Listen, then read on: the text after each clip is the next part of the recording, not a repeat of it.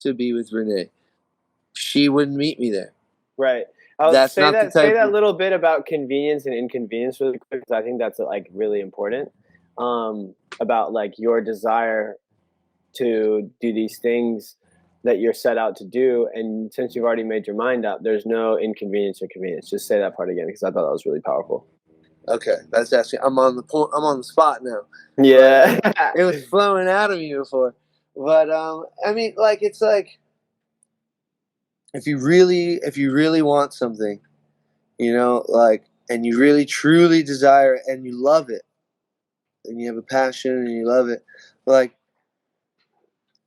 there's nothing that will stop you from achieving that goal. There is nothing that means more to you than that. And so if something is convenient or inconvenient to you, and that is what you're basing your decision off of, then you're not truly passionate about it. You don't truly love it. You don't truly desire it. Like if those are your metrics that you're using to decide to make the decision, then it's clear that decision is already clear that it's not something that you're truly like desiring about, and you should be able to see that and move on. And that is all I want from that situation, is for you to see that for yourself and move on with your life. Absolutely. Like, because that's how I see it for myself. Like, for instance, bro, last night it was freezing cold. I mean, freezing for me, it's like 40, 50 degrees, and I'm sitting out there at TBU, like, for what reason? To just watch them coach, like, and watch the kids play. And like, I'm not making any money. Like, I wasn't doing it to get my foot in the door. I did it because I have made a decision that I want to be the greatest person I can be, so I can develop young men and women. I want to be the greatest coach I can be, right? If I look at it, that's inconvenient as hell for me to be out there. I drove an hour out of my way on my day off, and I sat in the freezing cold and really said nothing and did nothing. Like, but I know that there's a greater purpose, and I'm investing in myself, and I'm putting my time out there so that way I can grow. That there's no inconvenience or convenience in that factor at all. That's like, it's just what I have to do if I want to get to where I want to go. If you want to be the best version of yourself and you are true to your mission, vision, and purpose, then that, without question, is an easy decision for you to make. And I think we're going to stop this conversation there and welcome into the podcast. What's up, guys? My name is Alec Cosio. I'm Alexi Cortez. And together we are the Salience Project and the Omega Podcast. A little bit about us, a brief introduction. So here at the Salience Project, we discuss tools and protocols that increase and improve our people's salient skills. Salience detection is considered to be a key attentional mechanism that facilitates learning and survival by enabling organisms to focus their limited perceptual and cognitive resources on the most pertinent subset of available sensory data. The goal is to help people build an internal relationship with their inner voice by learning to decode yourself and decipher what makes you feel more like you and what takes away from you by creating more data points like journaling and meditation, etc., etc. We are a conscious bottom-up sovereignty creates more salience and orients behaviors towards long-term reward circuitry. We focus on mindfulness and discipline to help us make better choices. We want to build an interoceptive habit that can help change our lifestyle and behaviors to become more optimal versions of ourselves and more comfortable in our own skin. Recently, we have been focusing a lot on identity, the concept of being, doing, and becoming, the character traits that we identify with ourselves that help us plot the course of our own life. So a little bit about the brief introduction. And today's episode is going to be on cycles. So Lex, you want to do an introduction on cycles? Yeah, so I mean, when you think cycle, you can think of daily cycle, weekly cycle, monthly, yearly, and 5-year, 10-year cycles. I mean, everything's a cycle. Like, we go through emotional cycles, we go through energy cycles, we go through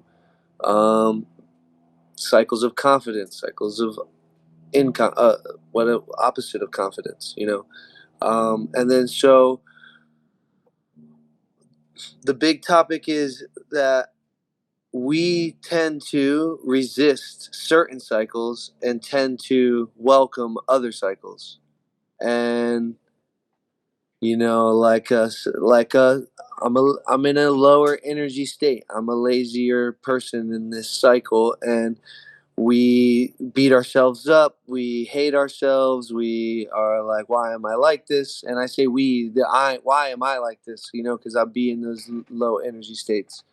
And as I'm learning, it's not about resisting cycles and looking forward to other cycles, and it's about being in the current moment you're in and taking that cycle in as for what it is and moving through it. I gotta answer this. Hold on. You're good. So just quickly, the human condition is an amazing potential that we have. Our ability to register past, present, and future allows us to project out cycles backwards and project out cycles forwards, given the present moment. Our ability to use saliency, our sensory mode data, to do that is something that has really enabled us to plan forwards and reflect backwards so that we don't have these same situations and we can actually pivot and create more change in our life. That is one thing that I think cycles is very important for, is to understand, for example, which season you're in or which emotional state you're in, and then how to rewire your behavior so that you can change those cycles, or you can actually use those cycles to continue progressing forward towards something that you're working towards. A huge example of this for me is, and we all can relate to this, is the idea of the New Year cycle. So every year we go to the celebration at the end of the year, which is amazing. And you can look at it in many different ways. Recently, I've been listening to a podcaster, Tim Ferriss, and he's been talking about the reflection process of the cycles and how instead of looking forwards and trying to pivot change, he actually reflects backwards and then tries to use the things that really helped him throughout the year, make it positive, negative, neutral, whatever, and he plots them down, and then he uses those to actually plot the future, which is the year to come, and he already adds in things that he really excite him. For example, projects or interviews that he wants to have or places that he wants to go and travels. And so he's kind of projecting out from the present moment into a potential cycle that he can use in the future that will allow him to get more, I guess you could say, happiness, positivity, enjoyment out of the future, the year to come, using this cyclical practice, the New Year's resolution, blah, blah, blah, but projecting it from the past into the present, using that as the medium to project out into the future.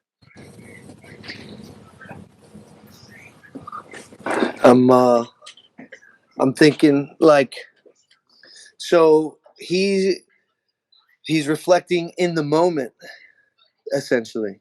He's in the moment reflecting right about the past moments of that year. So what he'll do is for example, he'll sit down and he'll draw a T chart, easy, right?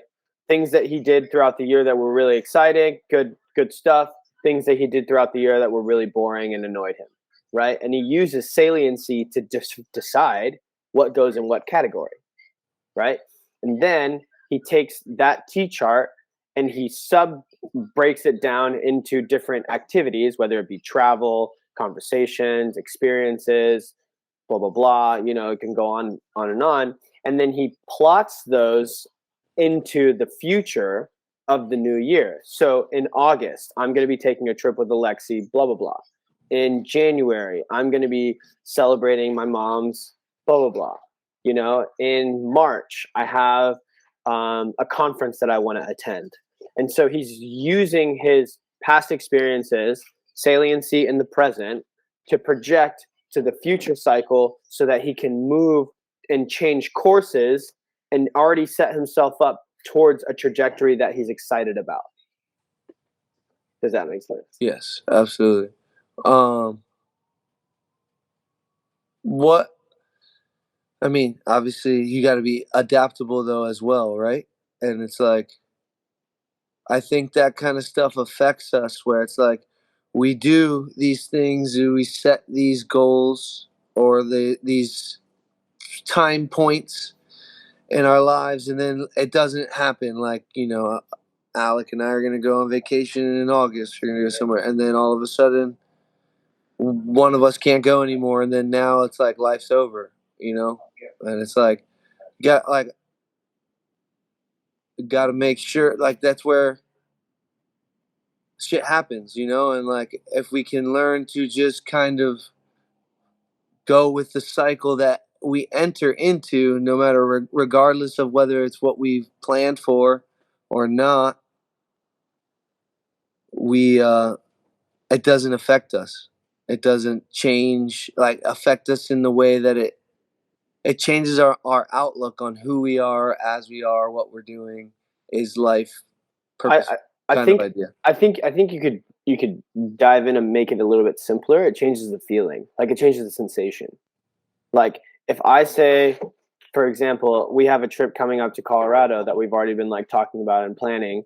If I say, "Hey Alexi, I can't go," that's going to provide a feeling inside you, right? That's going to provide a thought, a sensation. And so it's this sensation that projects a new cycle of emotional experience, a new cycle of moments that are going to happen, a new cycle of conversations that we're going to have. And so, what meditation and journaling and mindfulness, what it allows you to do is it allows you to move through these cycles with much less friction. A better transition. A better transition, a better goal-oriented like purpose of understanding, okay, this makes me feel this way. I might be in a cycle of sadness for a few days. How do I deal with that? And using those identity core values, features, beliefs, habits to either help you through that cycle or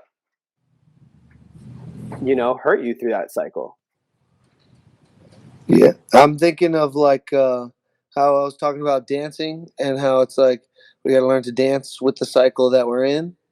And it's like if I'm dancing the tango, I have a certain set of steps, and that's the song we're listening to, a song that's tango, and then that's over, and now it's switching to salsa, and that's a different set of steps. And if I stayed with the tango steps trying to dance salsa, me and my partner wouldn't connect anymore, and it wouldn't Work work. out.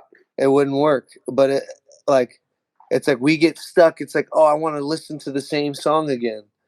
I want to but we don't have that choice in life sometimes. Right. And it's like sometimes you got to switch your steps up, and you'll realize that as soon as you switch your steps up, the salsa can be just as much fun as the tango if you just learned how to switch your gears up.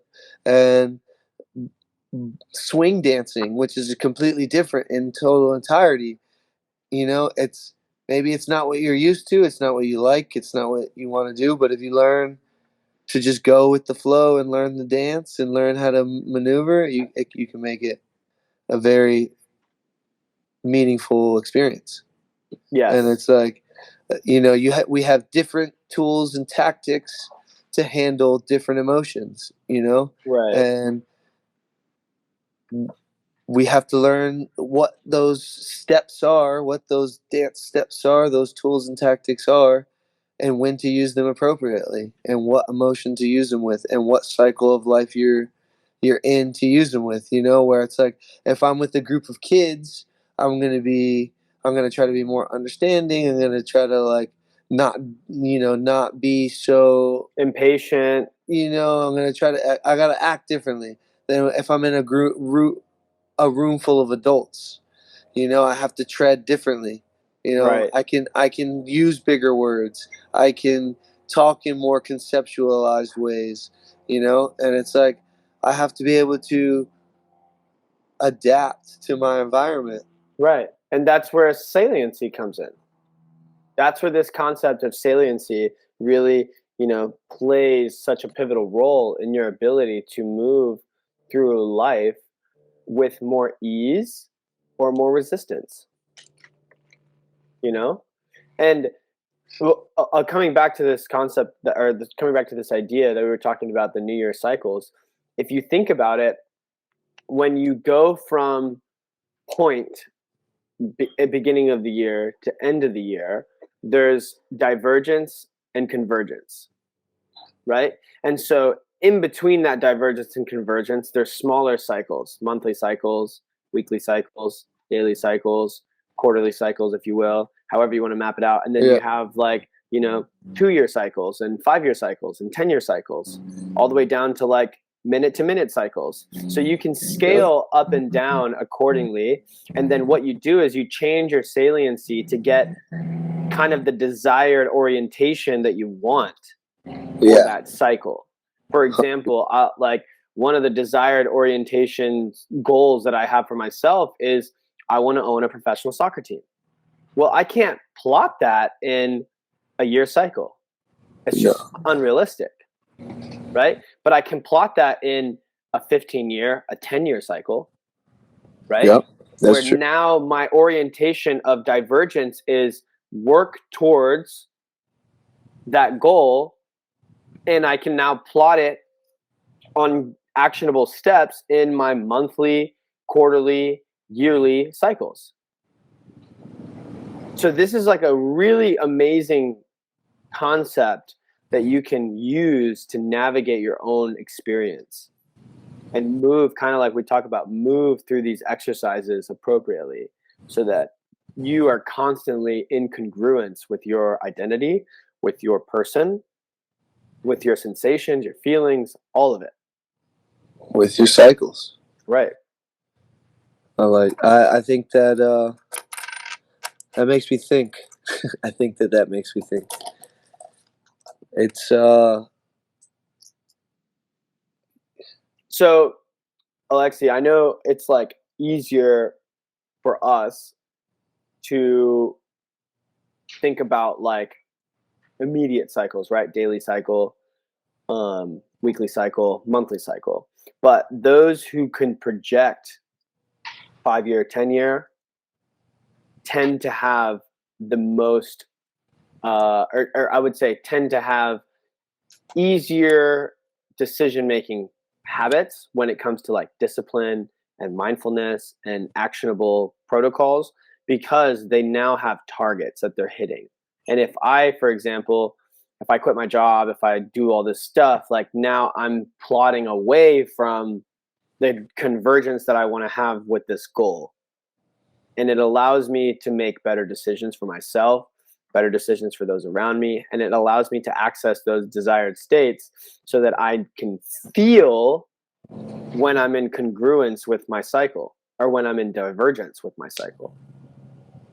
And then how do I reorient myself towards moving towards a better state? a better cycle, and that's where breathing techniques, Right.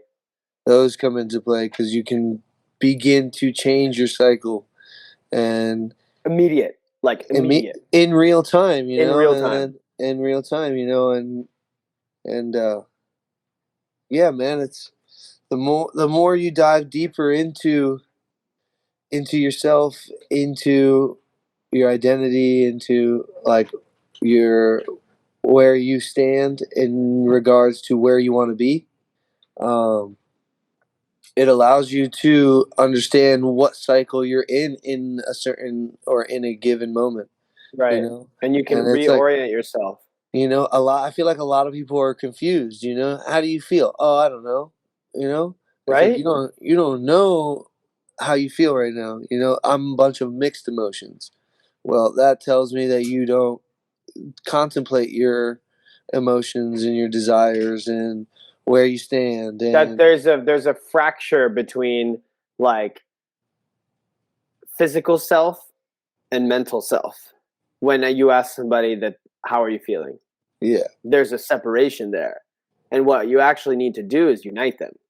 Like, I need to be in congruence with myself at all times. But if I get into a state where I'm fractured, where my heart and mind want two different things, that's a learning experience.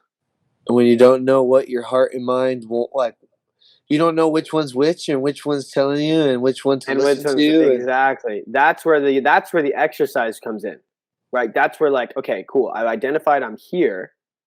How do I go through the exercise to unify them, To bring them, dang, that's bring actually them powerful. together, and then use that to make the best decision?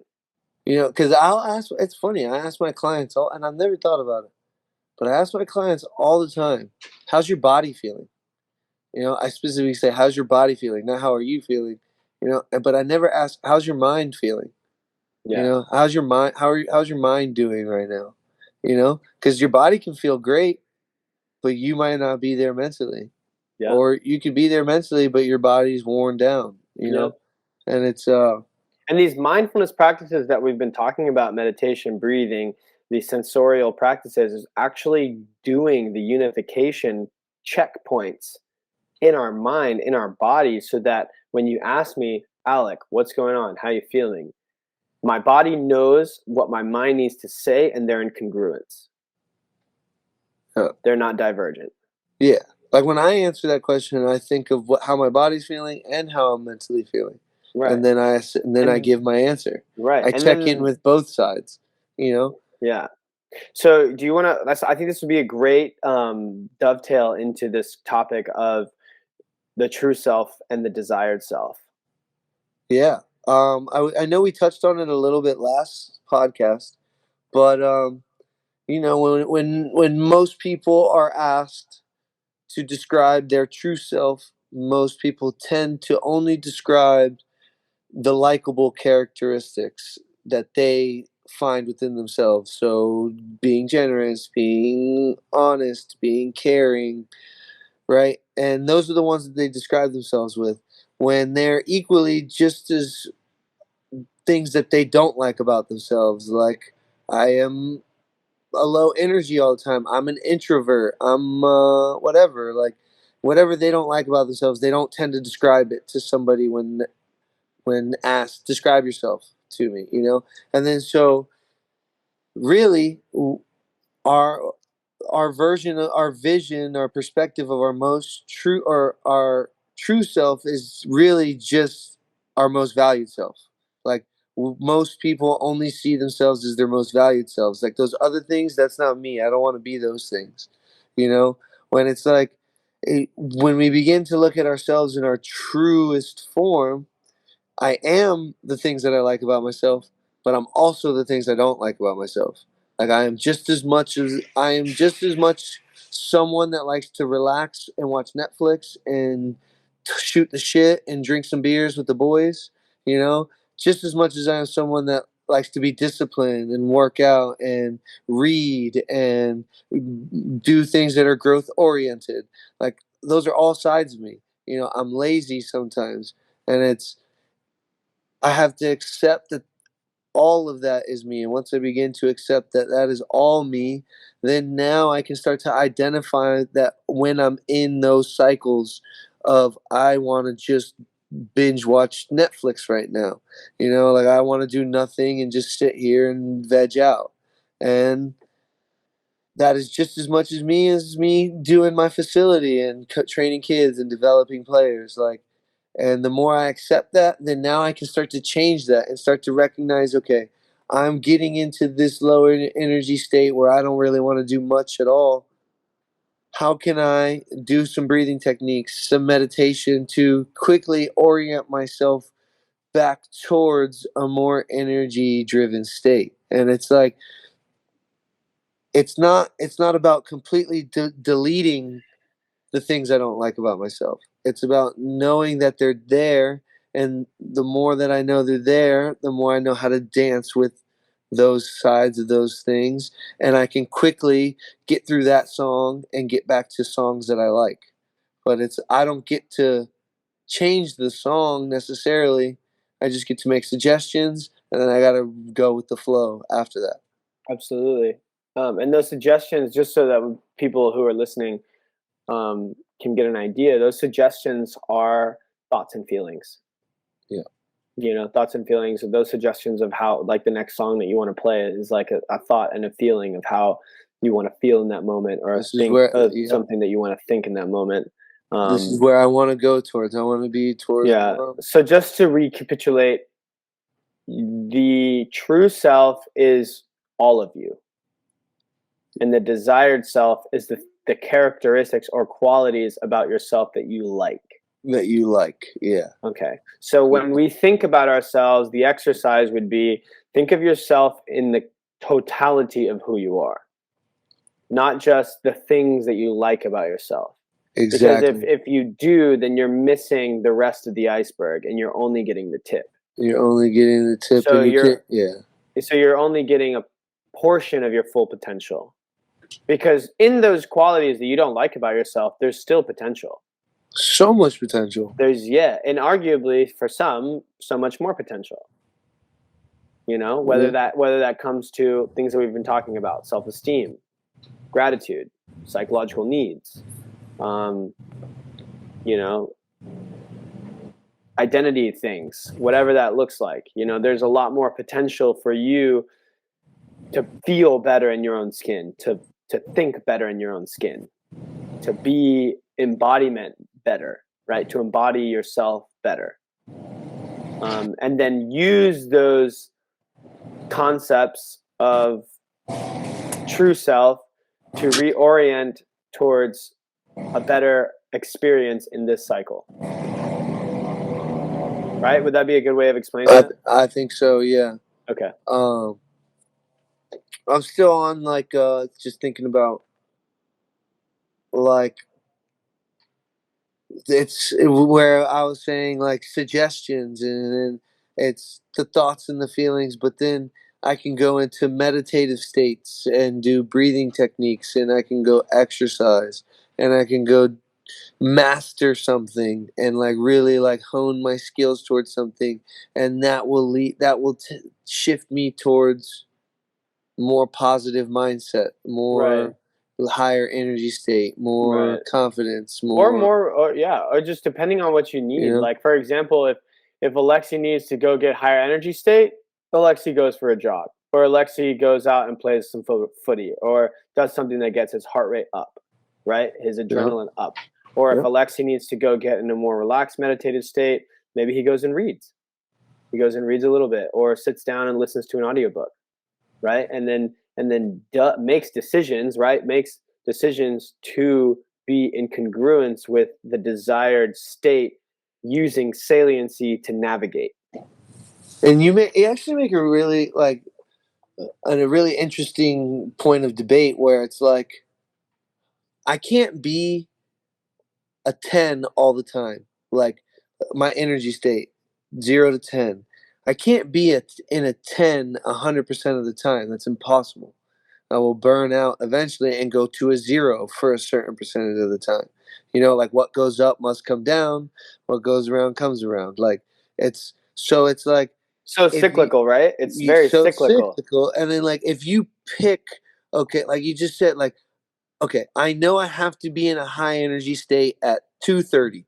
Okay, I'm gonna make sure I'm in a low energy state all the way up until that time, so I don't waste the energy that I have. I only have so much energy in a day, in a year, in a month, whatever cycle you want to be. I can only have so much for X amount of time that I plot out, and it's like, so, like, I want to be in a higher energy state in an hour. Okay, for this next hour, I'm going to relax. I'm going to meditate. I'm going to read. I'm going to just chill my mind out. So that way, when it comes time, I have all the effort I can give. And then, so that's how you choose. Like, okay, I'm going to choose to reflect on this thing that makes me sad, because I can't be sad forever. I'm going to choose to be sad here. And then, so that way, when the moments that I can be my most joyful, I can enjoy life the most, I'm ready. Like that sadness, that thing that's in my mind that's making me sad isn't there to bother me anymore because I've dealt with it. Now I can enjoy this conversation with my best friend. Now Absolutely. I can go enjoy this beautiful sunset because I decided to reflect on these feelings or these emotions now rather than wait for them to arise on their own because it's inevitable. I can't be in a if I can't be a 10 energy state all the time, I certainly can't be a 10 in a blissful state all the time. I can't be a Emotive. Yeah, we'll 10, call it emotional. I can't be a 10 in my anger state all the time. I'll Right. quickly have a cardiovascular issue, and then I'll have to go to the hospital, and the doctor's gonna be like, "Here, you need to go see Zen Master Alec," and then, like, One day. and then so One day. like it's always gonna come full circle. So you might as well pick and choose what your circle's gonna be, Right. what your cycle's gonna be. It's like I know that I'm gonna have periods in my life where I'm making good money. I know that I'm gonna have periods in my life where I'm not. And it's like, so I'm going to choose when those periods are. Like right now, I'd rather invest in myself and go take this risk with TBU and maybe not make as much money, knowing that in the future, the money's down the way, down the road, because Right. it's cyclical. It's like what goes around comes around. You put your time in now, you'll get your time later. Yeah. And I think nature does a really beautiful job of describing what a cycle looks like in actual form through DNA. If you think about the double helix, that is a cycle repeating itself. If you map it out 2-dimensionally, it looks like a circle.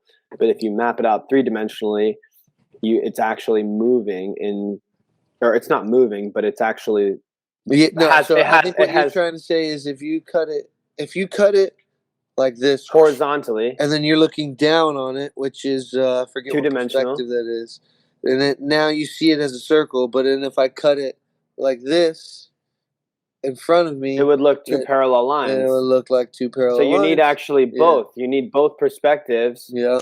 To see how it moves in space, To see its actual true form, right? And so I think that is essentially what we're trying to do. Is we're trying to map out our true self moving through experience in this 3-dimensional space, but using 4-dimensional and 5-dimensional sensations. 6, 10, 6, whatever. Yeah, whatever. However many. There's so many lenses. However many lenses, or like I like that lenses you have access to, is the amount of fullness the experience is going to be, right? So dang, that's crazy because most people only look through like one lens, right? And they the lens of my most valued self, or the lens of my happy state, or the lens of my I did a good deed today state.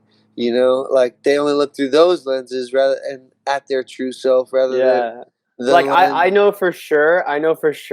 Like when we were at Seismic in Austin, and we were at the Ben Bomer stage, like I was in like dimension 14, bro. Like I was amazing. There was just so much sensation flowing through my body, and everything was just like in harmony, and it was such an amazing place to be in. But if I tried to stay in that state for the rest of eternity, my body would dissolve because there would just be so much sensation. And so your brain would dissolve. Right. That literally allowed me to recognize the high state, what it feels like, right? Put a mental check mark. Okay, let's bookmark this sensation in my mind. So now, next time I'm at the beach or whatever, watching the sunset, blah, blah, blah, I can quickly teleport back, access that mode, plug it in, and then have that sensation. That's a beautiful thing, but you only do that through experience. You only do that through saliency. You only do that through mindfulness, right? Through awareness. And so now, having the conversation right now with you, I'm just as excited as I was when we were talking about you coming to Texas. Yeah. And I've plugged into that state. I've been like, okay, cool. Alex in that mode. We're excited. Blah, blah, blah, blah. We're happy. Recognize. Experience. And those things that we've been talking about when we went to Sayulita, et cetera, these exercises that we go through that are highs and lows or, positive, negative, however you want to map those out, those are the places where you need to put pins in your experience and map them out. Okay, here I felt this, why? Do the exercise, go through it. And the best thing to do, what I've told myself, is to do it not in that moment. In that moment is about experience, is about feeling, is about sensation, is about letting your body and mind do what it needs to do. You cannot work through the exercise right there. You have to let it finish, end, and then create a peaceful, sensational state so that you exercise from a place where you're safe. You cut out for a split second at the very end, right before you said safe. So basically, like, let's say I'm having a really hard day because, for example, actually, one of the hard days that I've had recently was watching my dad in the hospital deal with cancer, right? In that moment, I was very, very sad. I was very sad. There was an array of emotions that I was going through, but I could not sit there and work through that sadness in that moment in front of my dad. Why? Because I would affect his state of mind. I would affect my mom's state of mind.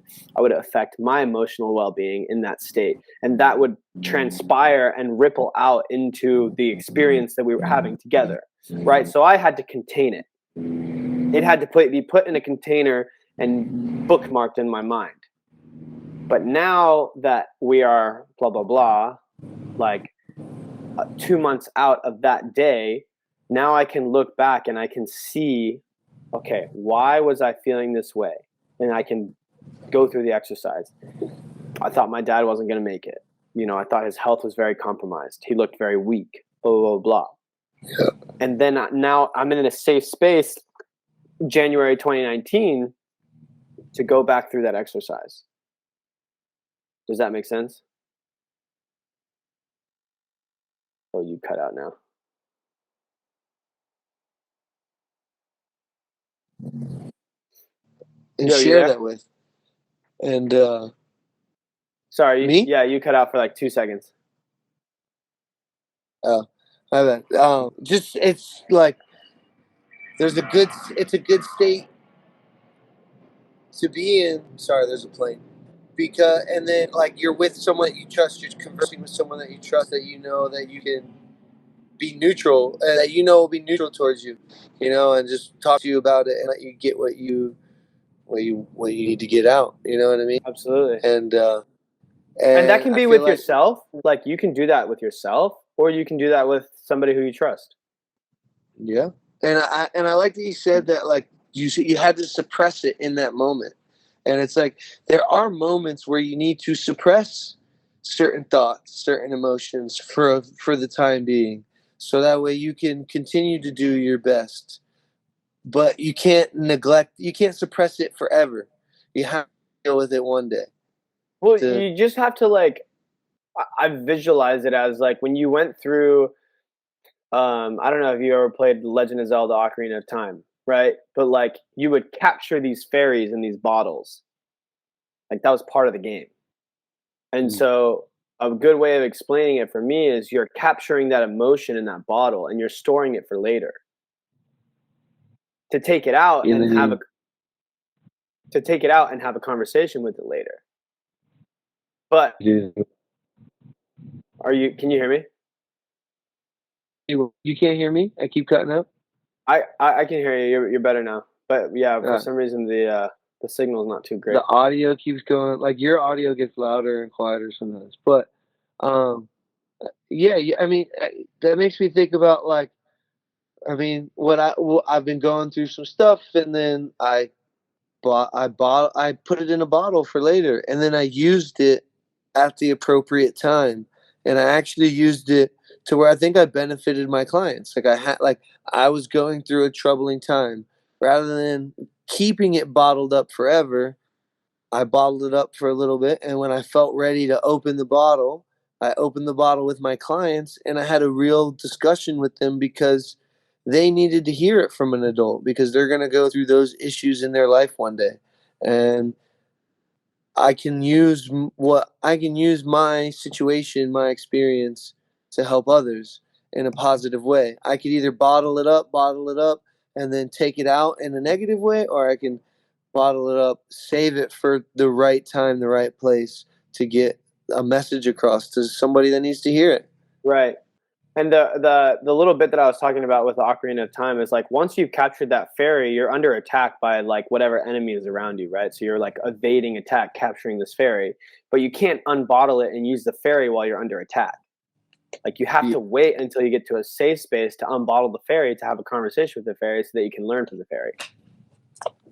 And I'm using this video game as an analogy. That's a great analogy. Right, as an analogy to you're having this experience with this person. There's fighting, attacking, whatever going on, or whatever that looks like, conversation, blah, blah, blah. This emotion arises. I can't let it out right there because if I do, it is a vulnerable thing. Sometimes you do need to do it, sometimes you don't. But if I do, then I might not be able to be as true with myself. So then I have to go to a safe space to unbottle it, to then reflect on it, and then take that conversation that I've had with myself or with somebody else, a third party who I trust, then back to that person so that we can work a solution. And all of that is done through the emotive cycles that we go through, the emotion sensation that our bodies are built up to feel. Our minds are built up to process. Our bodies and our minds are built off a cycle. The circadian rhythm, certain hormones released at certain times. Melatonin released near when light goes down. Cortisol released in the morning. Like that's on a circadian rhythm, and then we have the ultradian rhythms, the 90-minute cycles that our biology is naturally wired to. And you were even saying look, before we started, you're like, look at how spot on we were with our podcast time, like an hour and 1 minute. And that's because I think both of us are really in tune with our cycles, and really I can feel myself starting to slow down in my thoughts. And it's kind of it. I had a intense morning.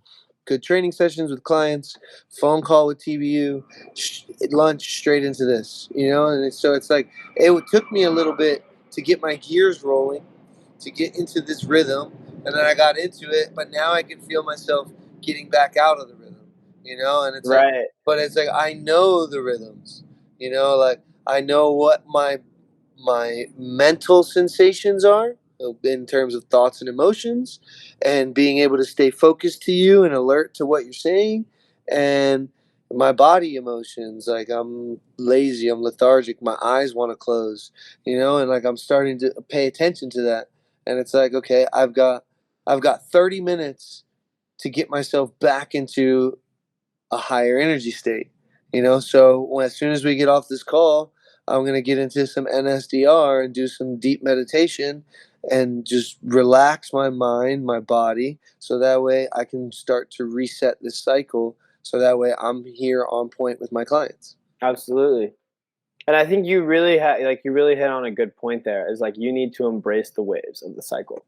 Like embrace them and learn to move with them.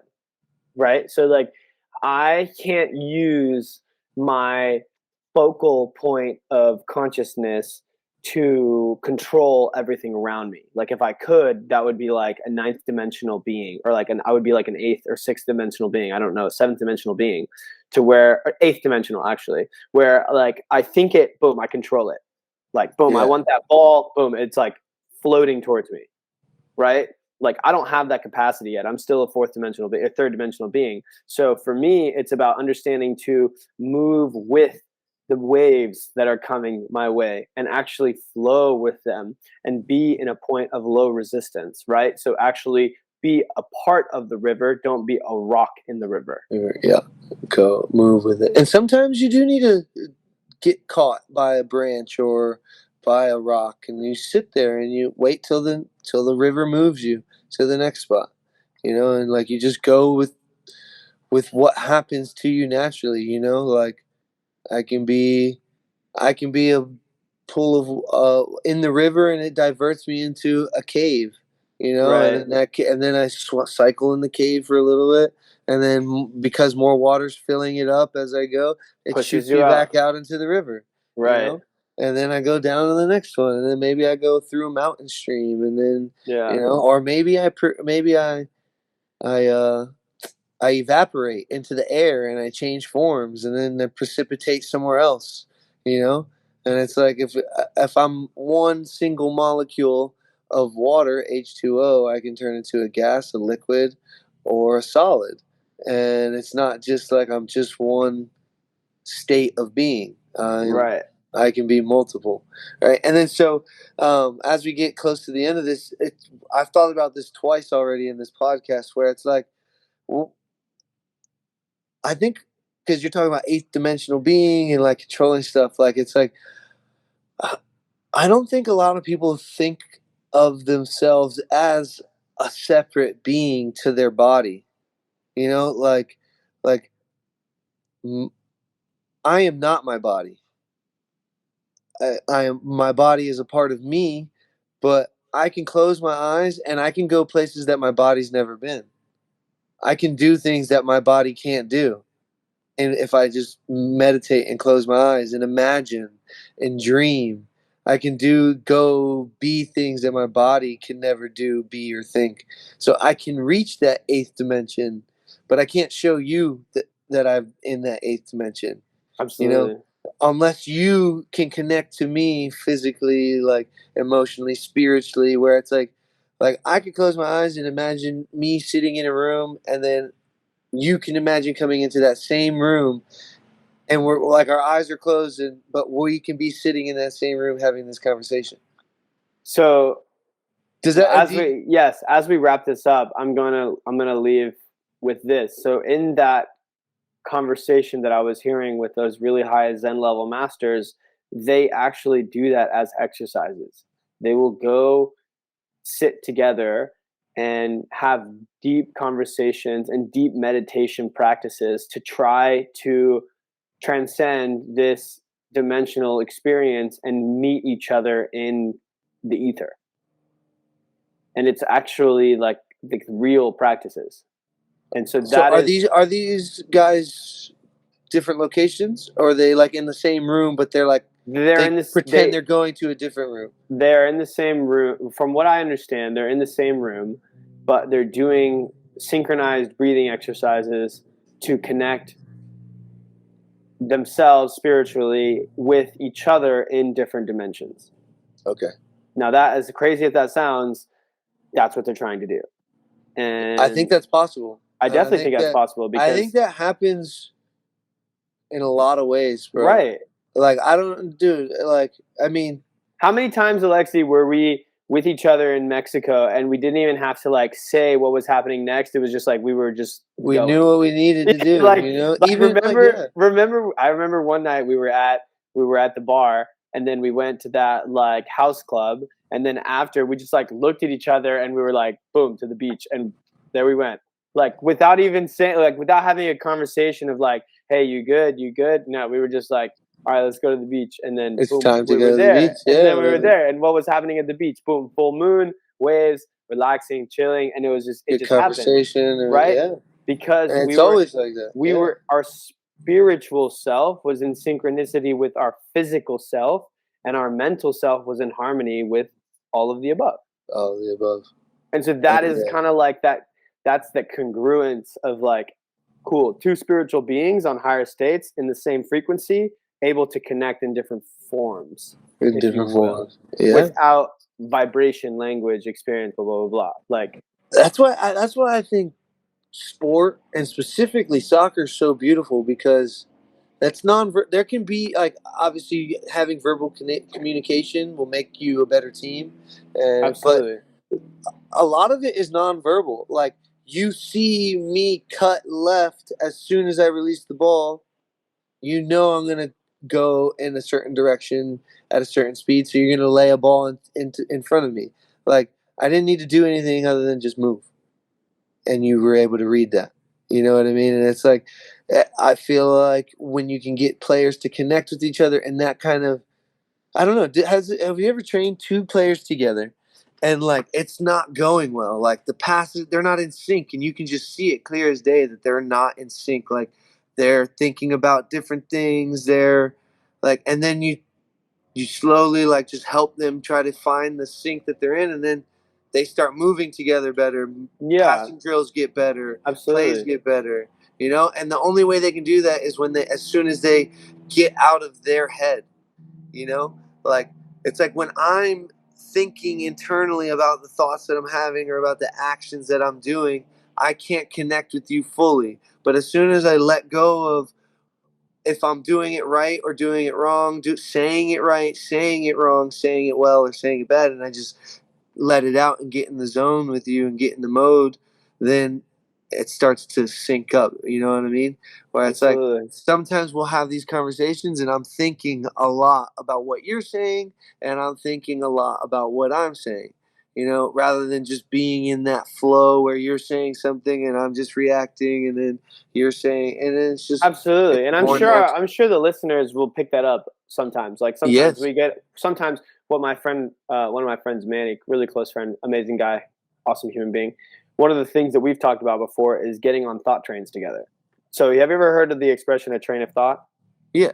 So that is essentially like you and I boarding the same train, headed to the same place, using our thoughts as the mode of moving that train. That's a Right. mental model of how you and I sit down and have a conversation. When we sit down and have this conversation, we're boarding the same train and we're headed in the same direction towards the destination of cycles. And each time we're having a conversation, we're on the same train of thought. Does that make Yeah. sense? No, The 100%. train today is the cycle train, and we boarded it together earlier, and now we're having this conversation, and it's just flowing. So we're on the same train of thought, and that's a way of easily, tangibly finding that interconnection without having to actually express it as, you know, whatever. Get on the same train with me, bro. Right? Yeah. Exactly. You have to be like, all right, all Telling you aboard, to think all what I aboard. think. Yeah, Think what I think. Do what I do. exactly. No, that's like we come together. But Absolutely. All right, man. Let's wrap it up. I've yeah. had a great conversation with you. I hope you have an amazing day and crush your training sessions. Thank you guys for listening. Hopefully we are providing you guys value as you listen to our episodes more. We're growing as you grow. You know, we're not perfect beings, but we are striving to just be better in our lives so we can be better for the people that we love most, And for the have people that better interact with us experiences all the way around. all the way around, all cycles. There's a reason for every cycle. Find the Absolutely. reason. Find the Right? reason, do the Find the exercise, reason, find the find the time. purpose, Right, find the exactly. purpose, become the best version of Connect yourself. it to your identity and how you need to grow, and Yeah. you guys will have an amazing experience. And I'm happy You're to be able already to having an share amazing experience if you're listening to it. us. All right, All right, bro. bro. Take care. I'll call you later. Peace. Peace.